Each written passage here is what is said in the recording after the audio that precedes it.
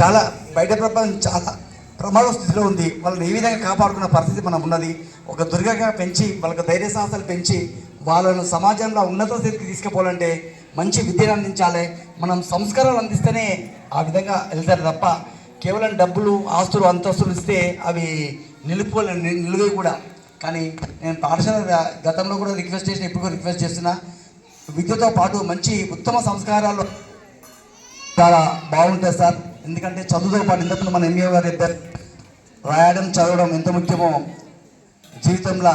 అంటే క్రమశిక్షణ ఎక్కడ పలానా దగ్గర మిస్బిహేవ్ చేస్తే ఏ పాఠశాల అంటే ఎర్రవల్లి పాఠశాల అంటే అది మంచిగా పేరు వస్తుంది, చెడుగా పేరు వస్తుంది. నేను పాజిటివ్గా మంచిగా పేరు తెచ్చుకోవాలనే చూస్తున్నాం. మన పాఠశాలకు చదువుకున్న ప్రతి ఒక్కరు కూడా ఏ స్కూల్ ఇప్పుడు 8th క్లాస్ వరకు చేరిన తర్వాత వేరే స్కూల్కి వెళ్తారు కదా, అక్కడ కూడా ఏ స్కూల్ అంటే ప్రౌడ్గా చెప్పుకునే స్థితికి ఉండాలి. ఎర్రవల్లి స్కూల్ అని చెప్పుకోవాలి.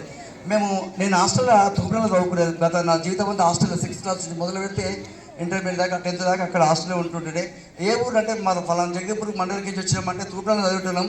అక్కడ కూడా ఒక ఐడెంటిఫై జగదీపూర్ అంటే ఇట్లా ఎర్ర అంటే